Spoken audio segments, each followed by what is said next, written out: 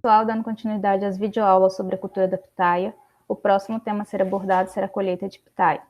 Falar sobre colheita de pitaia é extremamente importante, porque quem trabalha com a cultura precisa saber, né, o que deve ser feito antes, durante e após a colheita, de forma a garantir a qualidade das frutas colhidas e, dessa forma, né, atender às exigências do mercado consumidor e também contribuir para a diminuição das perdas, principalmente pós-colheita, que é um dos principais problemas que se enfrentando, a fruticultura vem enfrentando atualmente. Bom, para darmos início, vou falar para vocês um pouquinho, né, das principais espécies que são encontradas nos pomares comerciais no Brasil, que são elas a espécie Loceros undatus, que é a pitaia de casca vermelha e polpa branca, e a Elocero polyrrhizius, que é a pitaia de casca vermelha e polpa vermelha. Além dessas, também existem outras espécies, como a cetáceo e a megalanthus. E as espécies Locereus, elas apresentam como característica, ao redor de sua fruta, apresentar escamas. As frutas produzidas pela pitaia são frutas não climatéricas, ou seja, são frutas que não apresentam aumento na taxa respiratória e na produção de etilênio após a colheita da mesma. E dessa forma, a respiração dessas frutas apresenta uma diminuição gradual durante o amadurecimento, podendo ser apenas colhida quando atinge seu ponto de maturação adequado. A fase de maturação das frutas, ela refere-se, né, à fase onde ocorrem as principais mudanças, tanto químicas como físicas, sendo que as principais mudanças físicas observadas são mudança na coloração da casca, na textura, na permeabilidade dos tecidos, e química, né, alteração do sabor, formação de cera na epiderme, aumento dos teores de carboidrato, ácidos orgânicos, proteínas, compostos fenólicos e pectinas, entre outros. E todas essas mudanças, né, tanto físicas quanto químicas, elas são desencadeadas principalmente pela produção de etileno, em consequência do aumento da taxa respiratória. Então, pelo fato da pitaia ela ser uma fruta não climatérica, todas as suas mudanças, né, principalmente as mudanças físicas que acontecem na fruta, elas acontecem antes de ser feita a colheita da mesma. E o período de maturação dessas frutas, né, geralmente é entre 30 a 70 dias, sendo que esse período vai depender da espécie, do manejo do pomar e as condições edafoclimáticas. Para vocês terem uma ideia, né, como as condições edafoclimáticas elas influenciam, né, além da maturação, né, o período de produção das plantas, na espécie Selenicero megalanthus, que é a pitaia amarela, em regiões como Israel, que é uma região caracterizada por um clima desértico, né, com altas temperaturas no verão, sua produção ela se concentra no outono, onde, devido, né, às condições mais amenas, favorece a produção de botão floral da mesma e a que a mesma produz. Já em Taiwan, que é uma outra região com características climáticas totalmente diferentes de Israel, essa mesma espécie, sua produção se concentra no outono, uma vez que, no final da primavera, que é quando as condições da região se apresentam favorável para a emissão de botão floral das plantas. Já no Brasil, em condições de altitude, tem se observado que a produção das plantas, ela se concentra, inicia-se no verão e vai até o inverno. Então, vocês podem observar, né, como que as condições edafoclimáticas, né, de cada região, ela influencia diretamente na produção dessas frutas. E pelo fato da pitaia ela ser uma fruta não climatérica, elas não devem ser colhidas nem de forma antecipada e nem tardia, porque isso acaba por comprometer na qualidade das frutas e na conservação da mesma, uma vez que quando se elas forem colhidas antecipadamente ou tardiamente, né, isso acaba por contribuir para a diminuição do tempo de prateleira das frutas.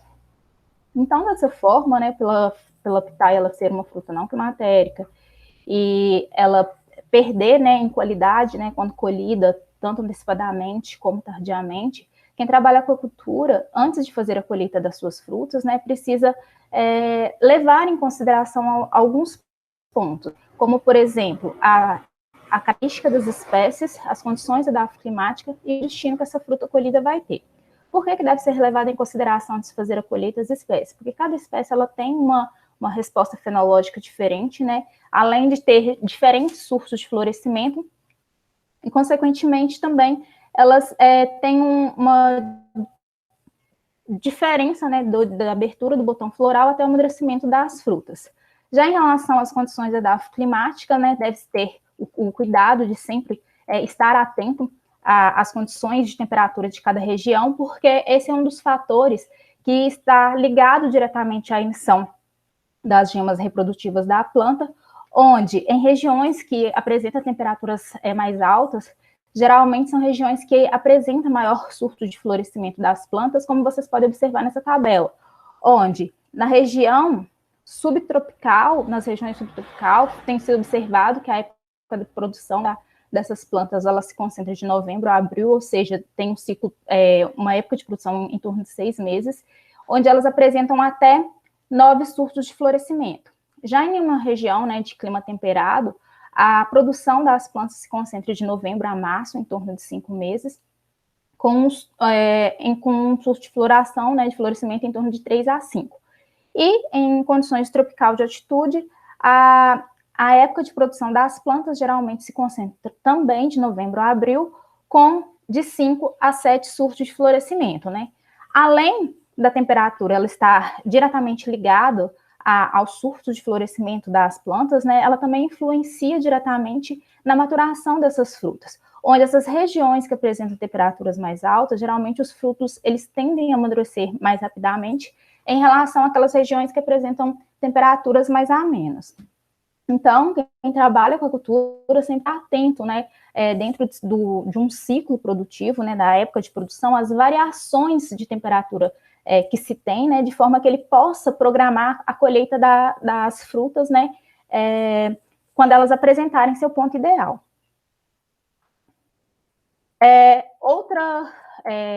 Outro ponto que deve ser considerado, né, é qual que é o destino dessa produção. Essas frutas colhidas, elas vão ter destino para o mercado in natura ou mercado industrial. Caso, né, quem trabalha com a cultura, né, for destinar as suas frutas para o mercado industrial, geralmente elas podem fazer a colheita das mesmas bem mais maduras, né, uma vez que as indústrias elas têm preferência por frutas com estado de maturação mais avançado, porque isso ajuda muitas vezes a diminuir no gasto com açúcares, né? Entretanto, para aqueles que vão direcionar a sua produção para o mercado in natura, é preferível que ele faça a colheita das suas frutas, né, quando essas apresentarem teor de sólido solúvel acima de 12,2 graus Brix, né, sendo esse valor um valor mínimo para essas frutas serem colhidas, e que essas frutas elas apresentem, né, uma acidez menor que 1%. Nos trabalhos que vem sido realizados, né, com a cultura, né, tem sido observado que as frutas, quando elas já estão no seu ponto ideal, né, elas tendem a apresentar o teor a sua acidez, né, entre 0,07 a 0,53%. E essa acidez é que dá característica, né, ao sabor à fruta. E esse alto teor de sólido solúvel com essa baixa acidez, né, acaba por contribuir para uma boa relação, né, chamada ratio, que para a pitaia, né, acima de 40 já é considerável, já são frutas consideradas aptas para o mercado consumidor, né, e atender às exigências do mesmo. Além do destino, né, outro ponto que deve ser considerado é a distância do mercado, se o mercado ele é um mercado mais próximo ou mais distante, né? Porque caso essas frutas, ao serem colhidas, se elas tiverem um destino para o mercado mais distante, quem trabalha com a cultura, né, precisa definir um ponto onde essas frutas elas apresentam-se mais firmes, o que vai ajudar na hora, principalmente da classificação, embalagem, transporte, fazendo com que essas frutas sofram menos danos possíveis, né? E acabe por chegar ao mercado final, né, apresentando alta qualidade e também, né, consequentemente, atendendo às exigências do mercado. Então, após ter sido considerado, né, as características de cada espécie, principalmente, né, qual que vai ser o mercado que essas frutas vão ser destinadas e a distância da mesma, já se pode definir, né, qual que vai ser os parâmetros que se pode tomar para poder fazer a colheita das frutas no seu ponto ideal. O primeiro deles que podem ser utilizados, né, definir se essa fruta já está ideal ou não para serem colhidas, é a avaliação do número de dias após a antese. Essa avaliação, ela é uma avaliação indireta, Por que ela é uma avaliação indireta? Porque, como eu falei para vocês, a temperatura é um dos principais fatores, né, que influencia na hora do amadurecimento. Então, para cada região, as frutas, né, elas podem amadurecer tardiamente ou mais cedo. Então, sempre tem que estar atento a este fato. Entretanto, né, o que tem sido observado e relatado nos trabalhos é que, para as espécies Ilocereus, geralmente a colheita é realizada entre 34 a 43 dias, né, após a antese das flores, e a Selenicerum megalanthus, ela leva de 96 a 110 dias. Lembrando que este valor, né, esses dias para ser feita a colheita, elas variam em função da temperatura de cada região. Outro parâmetro que pode ser utilizado para determinar o ponto ideal de colheita das frutas é a avaliação da coloração da casca. Este parâmetro é um parâmetro direto, onde as espécies Ilocereus, quando elas estão no seu ponto ideal a serem colhidas, elas apresentam, né, uma coloração da casca vermelho brilhante, como vocês podem observar nessa imagem. Essa daqui é a Ilocero polyrhizios e essa daqui é a Ilocero undatus. E as suas escamas, elas se apresentam firmes e verde, né, com um verde mais clarinho.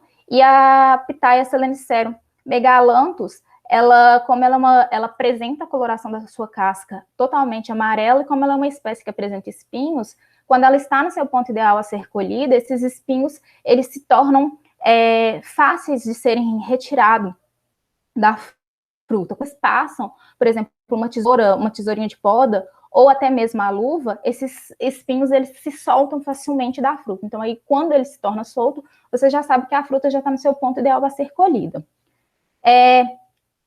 Além disso, a coloração da casca, né, ela pode ser avaliada, né, juntamente com o número de dias após a antese, que vai dar exatamente, né, quando você faz essa avaliação conjunta, você acaba por definir a melhor época para a sua fruta ser colhida, né? Então, por exemplo, como vocês podem ver nessa imagem, né, que é um trabalho realizado por Magalhães e colaboradores, fazendo a avaliação conjunta da mudança de casca em função da coloração da casca, em função dos dias após a antese, vocês podem observar o quê? Que aos 28 dias, as frutas ainda estão extremamente verdes.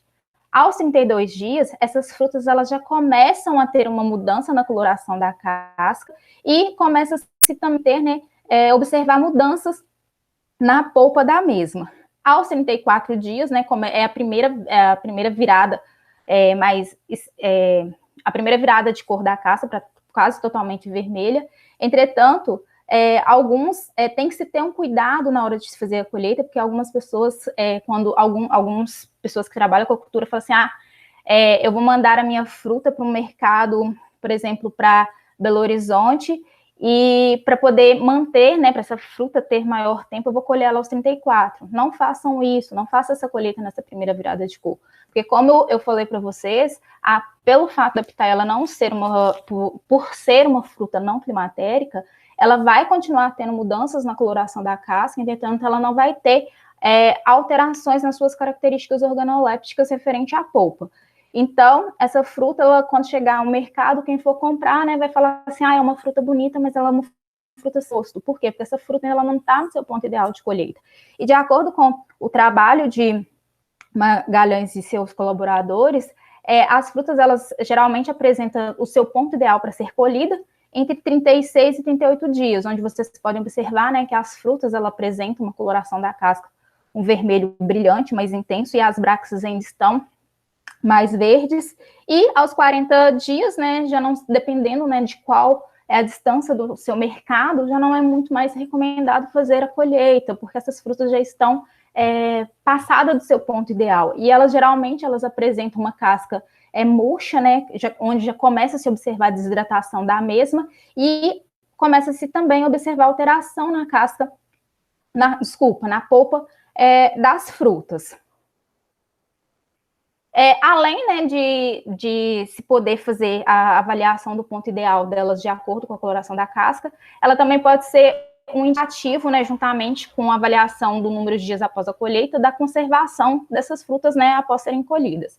Em um trabalho realizado por Reis, como vocês podem observar nessa imagem, ela observou o seguinte, que as frutas, ao serem colhidas aos 39 dias, né, após a antese, elas se apresentaram frutas com menor tempo de conservação, onde aos 8 dias, né, já começou a ser observado o murchamento da casca, né, a casca se tornou-se desidratada e a polpa começa a se apresentar amarelada e, consequentemente, essas frutas elas vão sofrer mais danos na hora do manuseio, né, quando colhida aos 39 dias, porque são frutas, às vezes, né, extremamente maduras, então, muitas vezes pode ocorrer o perfuramento da fruta e essa fruta acabar sendo descartada.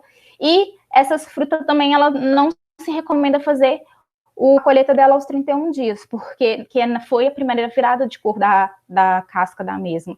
Porque apesar dela apresentar 13,13 graus Brix, né, que como eu falei para vocês, o ideal é que apresente acima de 12,2 graus, com o passar dos dias, né, aos 12 dias, já foi observado que houve uma diminuição desse teor de sólidos solúveis presentes na polpa da fruta, onde ele passou para 11,9, né, caracterizando assim, né, para que a fruta, né, apresentasse sem sabor que agrade o mercado, né, as pessoas que vão consumir essas frutas. E ela concluiu, né, que aos 33 dias foi que apresentou, né, frutas que com maior período de pós-conservação e principalmente, né, mais fáceis de serem manuseadas, causando menos dano, consequentemente, né, diminuindo assim o descarte das mesmas. Então, né, faça importante, né, sempre fazer a avaliação do ponto ideal da fruta, né, trabalhando ela em conjunto com outros parâmetros para poder você ter uma maior segurança de quando fazer a colheita das suas frutas. Outro parâmetro que pode ser utilizado para avaliar o ponto ideal de colheita é a avaliação do teor de sólidos solúveis. Essa avaliação ela é realizada com um refratômetro portátil, que é este aparelho que vocês podem ver nessa imagem. Este aparelho ele é graduado de 0 a 32 graus e ele é muito fácil de ser utilizado, podendo ser levado a campo. E como que geralmente é feita essa análise? Chega-se ao campo, né, a gente faz uma análise homogênea da área e geralmente a gente colhe as frutas, né, corta ela ao meio e na região central da fruta a gente amassa um pouquinho, né, para poder retirar o líquido, coloca no visor do aparelho aqui no visor de leitura e faz a leitura. Se essas frutas apresentarem um teor de sólidos solúveis acima de 12,12 graus, ou seja, 13, 14, elas já são frutas, né, ideal para serem colhidas. Entretanto, na hora de se fazer essa avaliação, né, precisa-se ter um pouco de cuidado, porque esse teor de sólido solúvel, ele pode variar em função da espécie, como, por exemplo, apesar da Iloceros undatus e a Ilocero polyrhizios apresentarem a mesma coloração da casca quando elas já estão maduras, né, já estão no seu ponto ideal de colheita,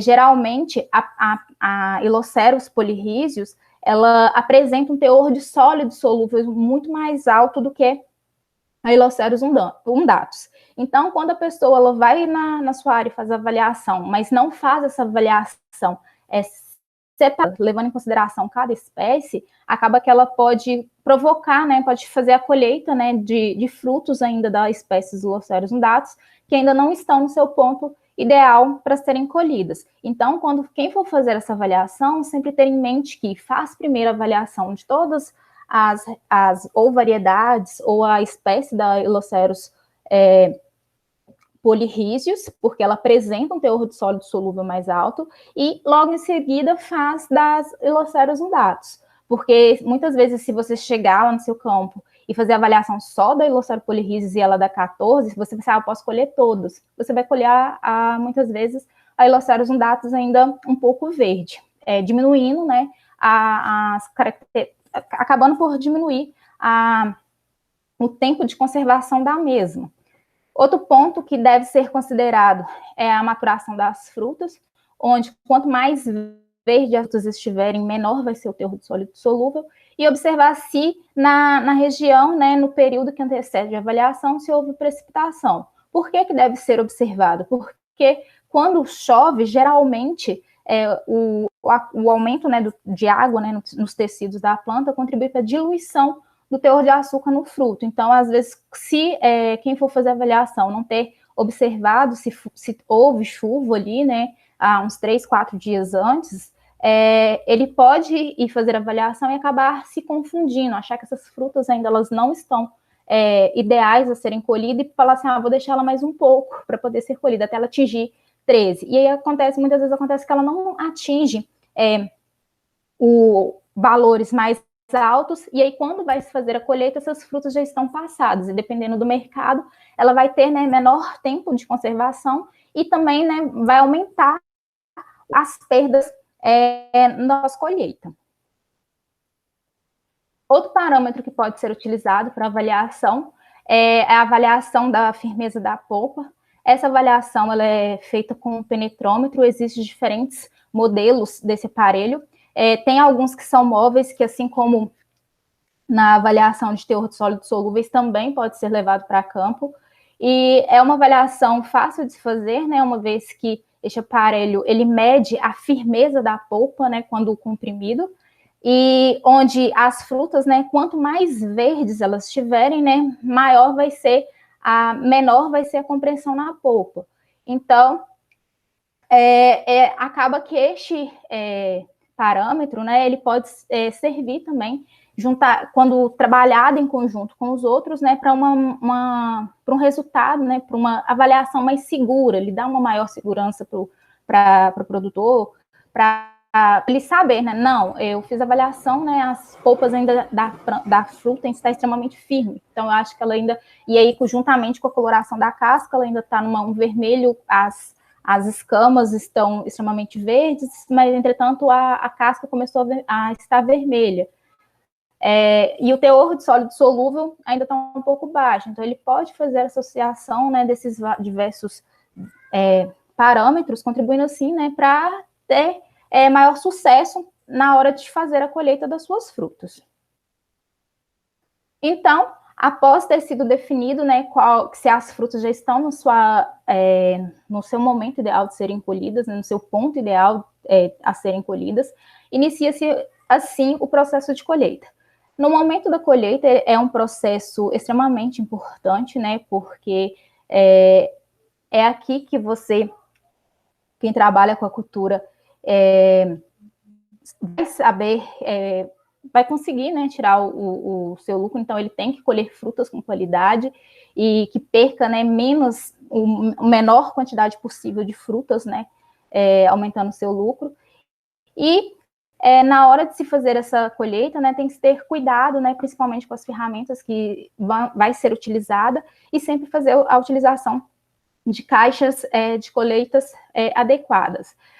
Por que tem que ter cuidado com as ferramentas? Porque as frutas, né, ao serem colhidas, dependendo do seu estágio de maturação, é muito fácil de sofrer algum dano, né, principalmente sofrer alguns riscos em sua casca ou algum corte, serem perfuradas, né, então dessa forma quem for fazer a colheita tem que ter o cuidado de sempre estar com as unhas rentes para evitar danos à casca.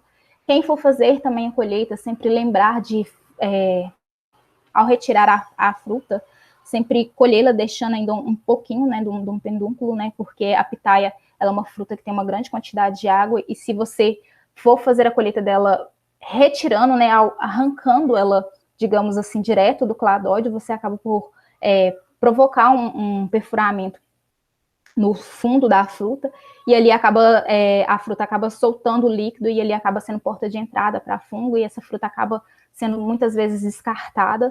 Então, para evitar esse descarte da fruta, sempre lembrar de retirar ela, deixando um pedacinho do pedúnculo.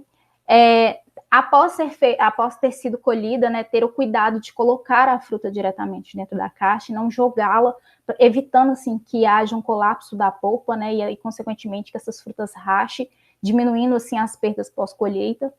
Além disso, sempre, assim como nas outras frutíferas, né, ter o cuidado de sempre fazer a colheita em horários com temperaturas mais amenas, e em pomares muito grandes, né, que tem mais de 1.500, 2.000 plantas, que a gente sabe que tem alguns no Brasil, caso a colheita, né, se estenda ao longo do dia, fazer a proteção dessas frutas para que elas não recebam incidência luminosa sobre ela, porque isso pode acabar provocando o amolecimento da polpa.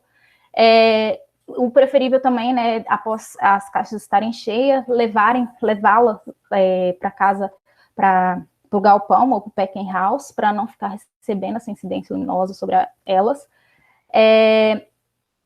Em pomares, né, que já tem plantas, né, mais velhas, como eu mostrei para vocês na aula de poda, né, geralmente as plantas são muito grandes e elas tendem a produzir naqueles cladóides que têm maior incidência luminosa, né, então elas tendem a produzir naqueles cladóides mais altos, e geralmente esses cladóides a gente não consegue fazer a colheita dos frutos sem a utilização de uma escada, né, então quando for necessário, faça uso dessa escada e sempre dar preferência para escadas que sejam tripés ou quadripés, para poder aumentar a segurança de quem estiver realizando a atividade, né? E na hora de se fazer essa colheita, quem for fazer a colheita nas partes mais altas da planta, sempre é recomendado, né, estar usando, né, essas sacolas de colheita. E quem for fazer essa colheita, sempre ter o cuidado de quando chegar a uma determinada quantidade, na metade da sacola, descer e colocar essas frutas na caixa. Por que ter esse cuidado? Porque, primeiro, né, na questão da ser frutas extremamente prezadas, principalmente na primeira colheita, e às vezes, né, tem algumas frutas que já estão um pouco mais maduras e acaba que o excesso acaba por comprimir e acaba por provocar o rachamento das outras mais maduras. Então, para evitar isso, quando chegar mais ou menos aqui na metadinha da sacola, desce, coloca as frutas na caixa e volta para terminar de fazer a colheita das restantes, né? Diminuindo assim as perdas. Então, dessa forma, vocês podem perceber que a colheita, né, da pitaia é um processo, né, que precisa se ter muito cuidado, né? E esses cuidados, né, ele começa-se, né, com planejamento, onde nesse planejamento se coloca, né, desde a mão de obra até a logística do escoamento do mesmo, e todo esse planejamento ele tem que ser feito com antecedência, de forma, né, que garantindo, sim, né, a qualidade final das frutas e atendendo às exigências do mercado consumidor. E após, né, como então, os cuidados pós-colheita, onde o primeiro cuidado, né, começa-se com a classificação das frutas. O que é essa classificação da fruta? A classificação da fruta, né, refere-se a separar as frutas quanto ao seu tamanho e quanto ao seu defeito. Além disso, na hora de se fazer a classificação, deve-se ter muito cuidado, né, de nunca misturar as espécies e de nunca misturar as espécies e a variedade. Então, quando essas frutas elas estão são encaminhadas, né, para o galpão, sempre ter o cuidado de colocá-las a Eloceros undatus e a Eloceros polirrídeos em áreas distintas, porque às vezes quem vai fazer essa classificação não consegue, principalmente quem é novo, ainda não consegue distinguir qual que é a pitaia branca e qual que é a vermelha. Então, para evitar a mistura do lote, faz essa separação. Após ter sido feita essa separação quanto à espécie e variedade, aí começa-se o processo da classificação. Essa classificação quanto ao tamanho. Essas frutas elas podem ser classificadas quanto ao seu tamanho em extra, classe 1 e classe 2, e em relação aos seus defeitos. Quanto à classe extra, ela ainda pode ser dividida em categorias, né? E essa categoria vai de A a C, isso de acordo com a massa de cada fruta. Geralmente não. A classe extra apresenta frutas com massa acima de 501 gramas, e elas são pitaias, né, de alta qualidade e são livres de defeitos. Entretanto, quando apresenta, o lote todo tem uma tolerância de até 5% de defeitos. Já na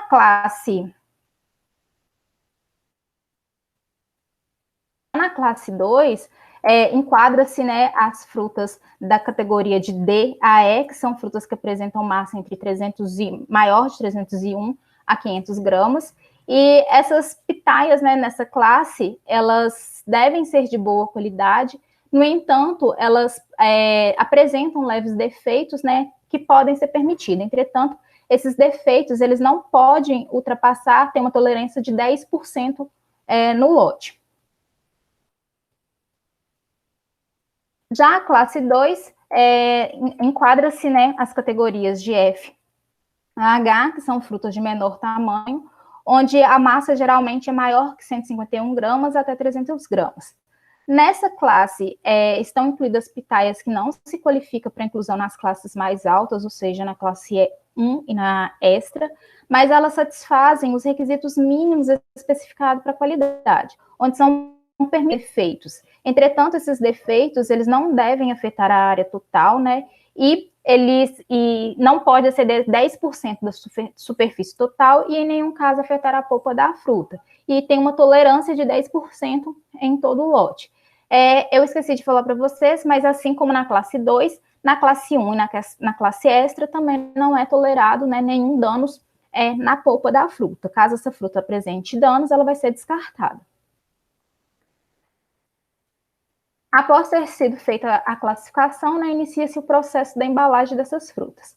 A embalagem ela é extremamente importante, né, porque ela protege a casca das frutas contra danos, principalmente por impacto, facilitando na hora do manuseio, né, na hora de fazer tanto a classificação como o armazenamento, né, e transporte dessas frutas. E geralmente para pitaia se usa a rede protetora de folha etileno expandido, ou pode ser utilizado caixas de papelão com divisórias. E nessas caixas de papelão com divisórias, geralmente são utilizadas entre 9 a 15 frutas por caixa, isso, né, respeitando a classe de cada uma, né? Então, geralmente, frutas, como vocês podem observar nessa imagem, essa fruta aqui, ela já, com certeza, ela é da classe extra, né, onde vocês podem observar, né, que o máximo que foi colocado foi 9 frutos. Conforme vai diminuindo as classes, né, a classe extra, por exemplo, extra 1 pode receber 12 frutos e a classe 2 geralmente é em torno dos 15, cabe-se na caixa 15 frutos. Então, né, como considerações finais, a gente tem que a pitaia é uma fruta não climatérica e por isso é fundamental o estabelecimento de métodos para definir o estágio adequado para a colheita em cada região produtora. E ao ser colhida no estágio adequado, ela atinge a qualidade da ação no mercado e facilita o manuseio, a classificação e a embalagem da mesma. No mais, eu gostaria de agradecer ao GFRUT, que é o grupo de pesquisa de fruticultura do FVJM, que vem trabalhando com a cultura, né, e contribuindo cada vez mais para o aumento de informações sobre a mesma, ao CNPq, que é o órgão fomentador da minha bolsa, e ao programa de pós-graduação, né, em produção vegetal, ao qual eu pertenço. Obrigada.